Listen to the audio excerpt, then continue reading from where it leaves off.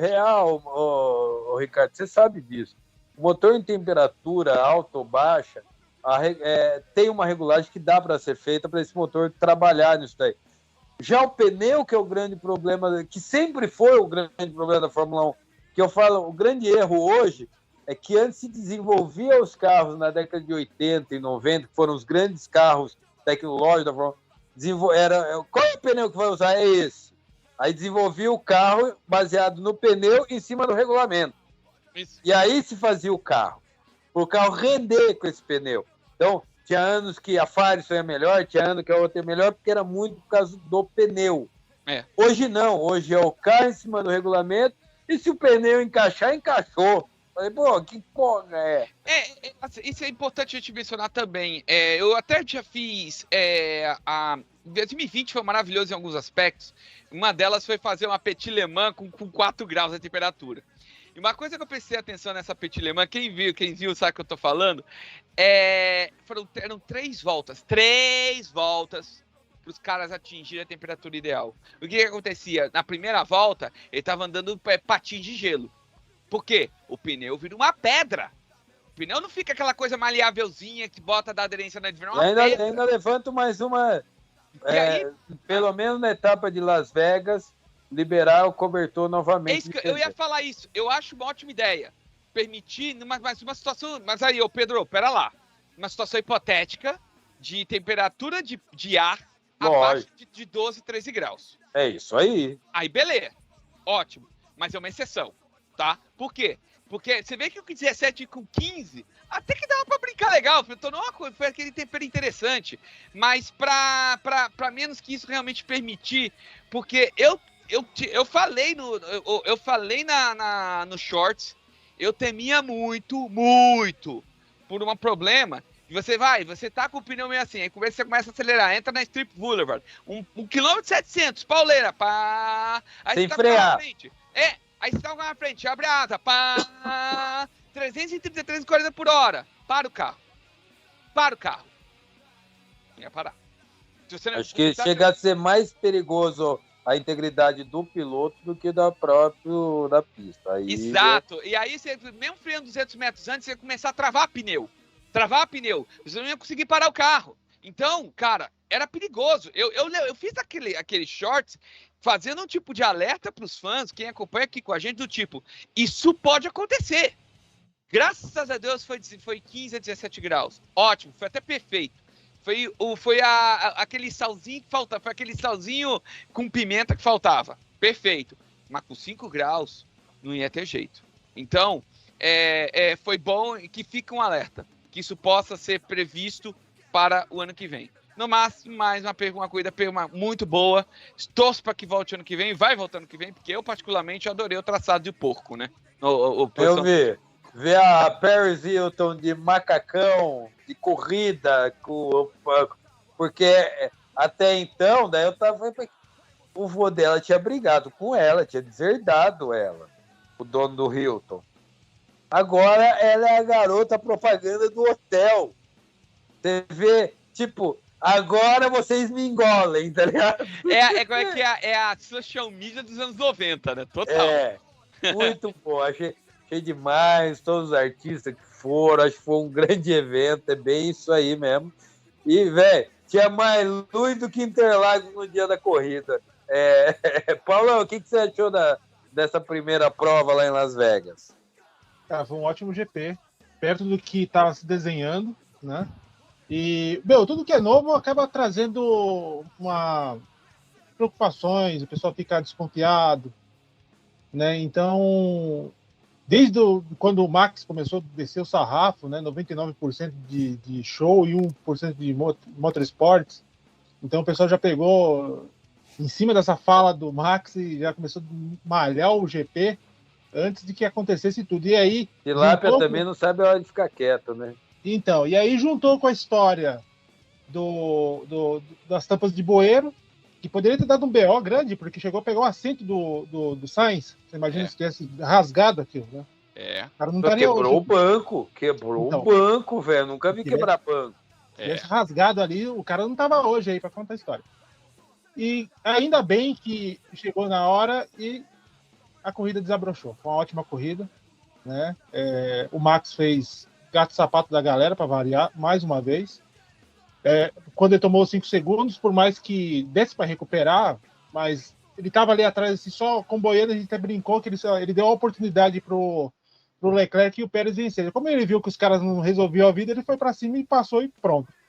Deixou os caras se matando. Leclerc fez uma ótima corrida, estava precisando e muito, porque já fazia tempo que você não via o Leclerc ter um desempenho tão bom, ora por erro dele, ora por erro da Ferrari.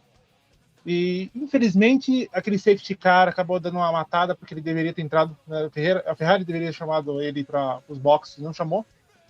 E aí ele, infelizmente, perdeu essa oportunidade aí, que com os pneus novos ele poderia ter desafiado o Verstappen, e tinha, né, condições, porque ele, durante a corrida, ele conseguiu mostrar isso aí, principalmente no início. Mas,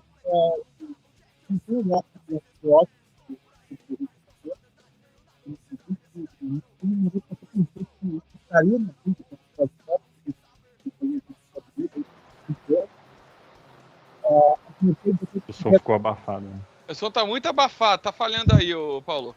Oi, melhorou agora? Vai Parou. lá, fala de Tá. novo. Então, sobre os Mercedes, eu achei que a corrida deles foram boas, tanto do Russell quanto do Hamilton, mas os dois acabaram se envolvendo em incidentes e aí cagaram tudo da prova. E bom, enfim, foi isso aí. Acabou. Você tá em cima mesmo. Então, e é bom que pelo menos esse GP de Las Vegas, para a Liberty foi um alívio, foi muito bom, né, um grande alívio. Eu particularmente vou te falar, eu sou meio tradicional nas coisas, achei uma baita presepada aquele lance do Rolls Royce levar os 3 primeiros lá no Bellagio, faz entrevista, volta para fazer o pódio. Eu particularmente não curto, mas enfim. Foi bom o GP de Las Vegas porque coloca uma pedra em cima do que foi aquelas provas de 82 e 83 no Caesars Palace, que foram 2 corridas bem podres, por mais que tenha decidido o campeonato, os 2 campeonatos foi mas colocou uma pedra em cima daquelas 2 provas. E aí, como o Arcuri também destacou, a questão do frio, esse ano eles conseguiram...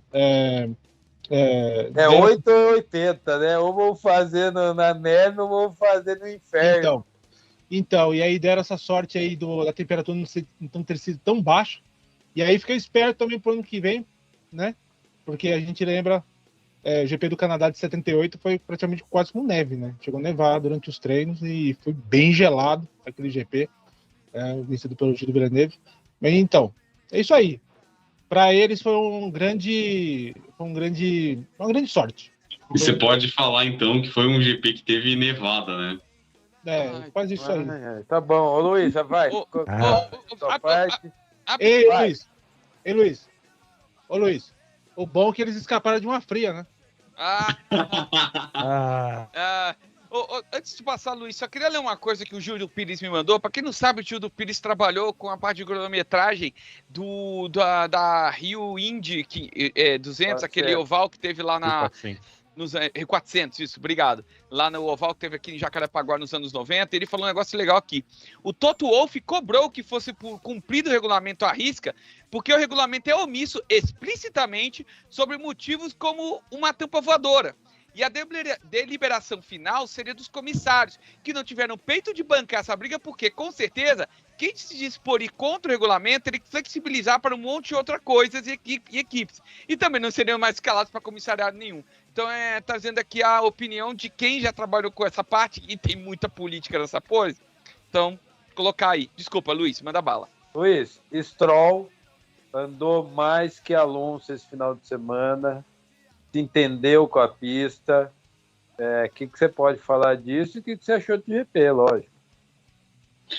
Bom, sobre a performance da Aston Martin, é extremamente louvável o que aconteceu com o Stroll, que ele fez. Aqui eu tiro o chapéu.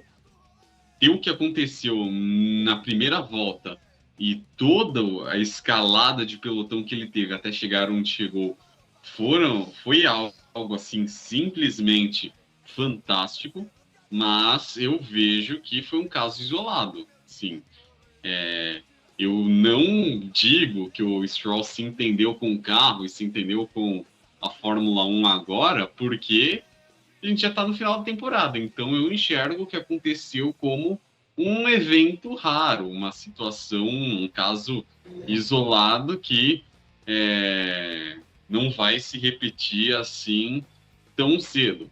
E de um modo geral, bom, foi uma corrida morna.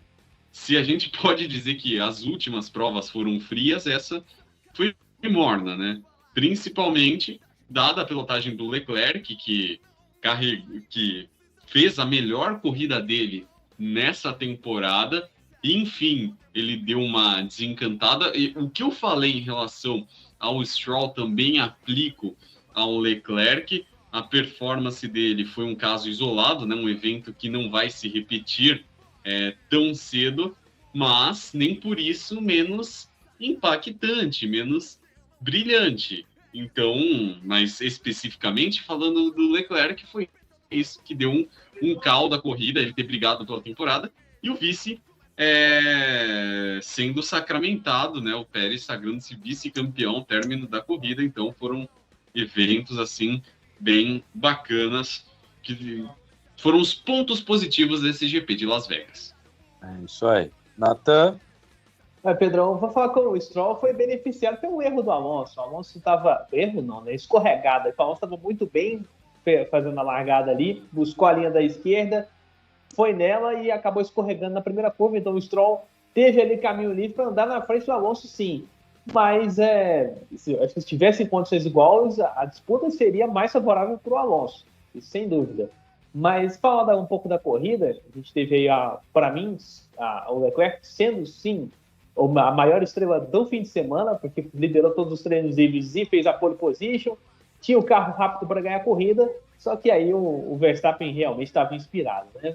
Foi lá, recuperou os 5 segundos que ele tinha perdido no time penalty, venceu mais uma corrida na temporada. São 3 vitórias agora nos Estados Unidos, só nesse ano, né? Então venceu as 3 corridas por lá, Miami, Austin e Las Vegas. Não tem muito o que falar do carro da Red Bull. A gente fala que anda bem em qualquer circuito, e isso é mais verdade do que tudo. Porque é uma pista... pois é, Gui.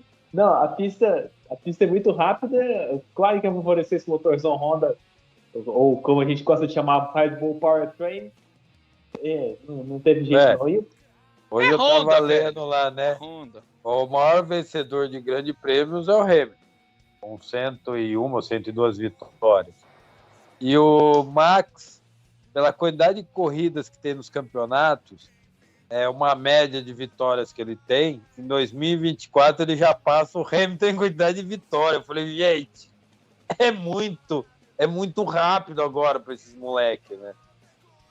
Era uma coisa que eu até estava falando com o Arcúrio, Pedrão. A gente está discutindo sobre o número de vitórias de pilotos em geral, né? E a conclusão que nós chegamos junto, inclusive foi a conclusão que ele me puxou, é que hoje, pelo número de corridas que a Fórmula 1 tem, é normal um piloto bom chegar a 40 vitórias. Antes de chegar a 40 vitórias era um marco absurdo.